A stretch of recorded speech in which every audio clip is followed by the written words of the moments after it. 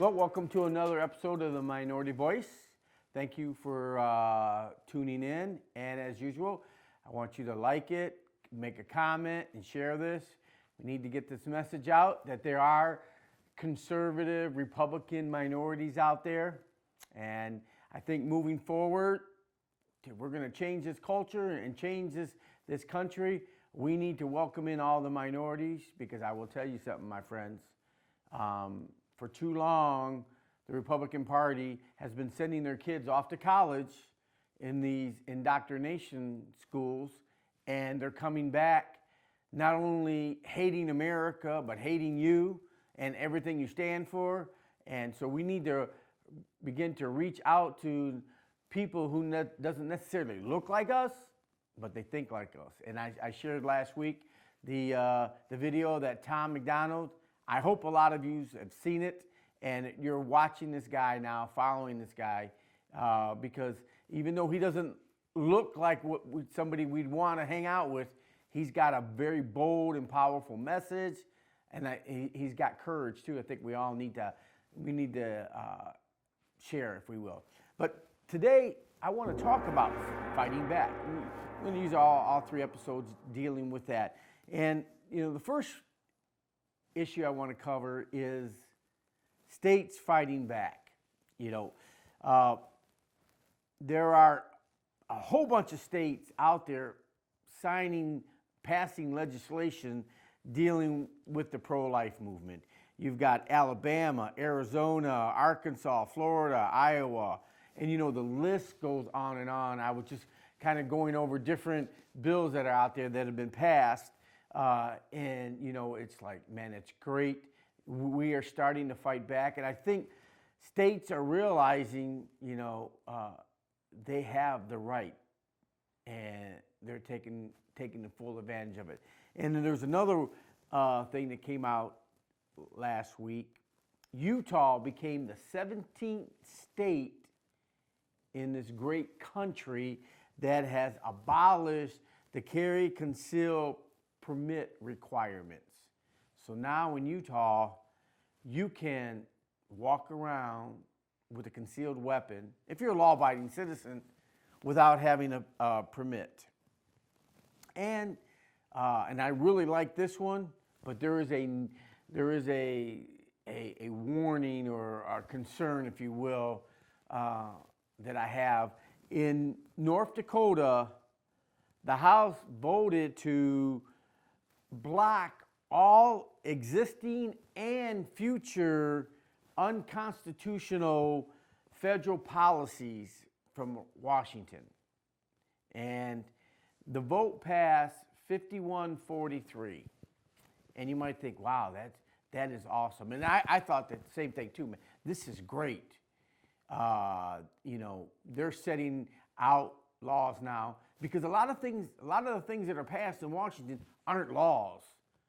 They are regulations and policies that some department has mandated.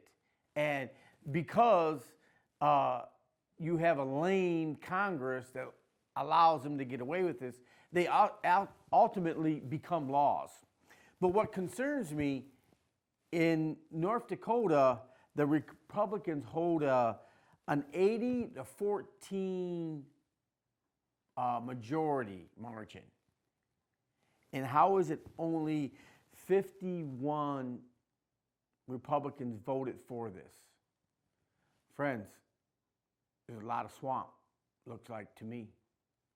And it's not just North Dakota, Utah, and Wyoming. It's all over. And if we're going to have an impact, we need to house clean. And I would imagine the people in North Dakota have seen this, and hopefully they're taking notes, because we need to take notes too. And that brings us to the second point: Michigan fighting back. So up in Mississauga, I don't know how you pronounce this county in Michigan, they've voted their county commissioners that it's up to you to decide what's best for your health, your liberty, and your pursuit of happiness as far as what you're going to do as far as these the governor's mandates that she has used through the health department. They said, no, we're not going to adhere to it. The state Supreme Court has already said, Governor, you do not have a constitutional right to do that. It's unconstitutional. So you're not going to pass it off to the health department. The county said, we're not going to adhere to it. Individuals have the right. And you know what? The reality is, folks, that's the way it should be. And actually, that's part of what's in the Constitution. And another one here that I like, Calcasa County has backed a movement to impeach the governor. All right? You got to love it. You know, we have to fight back if we want our individual rights, okay? This governor has already proven that she could care less about individual rights because it's about control. And, you know, I hate to say this, but last year, you know, the majority leader who's still in there who says he doesn't give a shit that you censor him, where was he when she was doing all this stuff? You know, are you her little whooping boy? Is that what it is?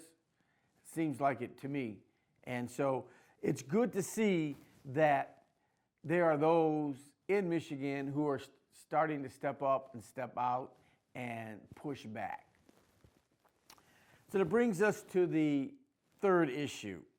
I'm going to kind of, you know, begin to throw out there some presidential hopefuls, those who gained some ground, those who lost some ground. And we know a lot of the suspects, if you will, who are looking to run for president in 2024. But, you know, the reality is we know it all lies upon the shoulders of Trump, whatever he decides to do.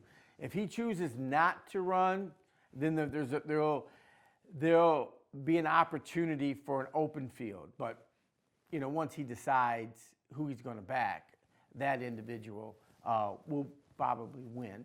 Not probably, they will win. But I want to point out a couple good moves this past week. One was Ron DeSantis from Florida. This guy is stepping up, and he is pushing back. You know, he told the media kings, the elitists, that we're going to punish you if you don't straighten up and you use your tactics that you use against Trump. They're going to come after you. Also, this lockdown, no, ain't having it. This mandate, no, we're not playing that game. And he has been very vocal about it. And last week, there was little hints that there may be a travel restriction to his state. And he came back and he hit him hard and said, you know what, you need to concern yourself with these open borders and all this stuff. And, you know, let us run our state. So it's good to see him stepping up. And you know, he's got to have the thumbs up for last week. And the thumbs down, Nikki Haley. She came out and said that we should not have followed Trump when he led the charge supposedly for the rioting. And as I see it, I think she realized Ron DeSantis is got the upper hand because of the policies he's making. And I think what she wants to do is, you know, cut herself from the Trump ties so she can get on mainstream media, the anti-Trumpers, and over these next few years begin to build up her own little favoritism by the elitists in the media, the fake news. And so, but that's not going to work, my friends, because as you know, and we all know, this movement is no longer going to tolerate those that are in the swamp, those that are in the establishment, those who aren't true American patriots. Well, it's been a great week. Look forward to seeing you guys next week. And remember, Joshua 24:15.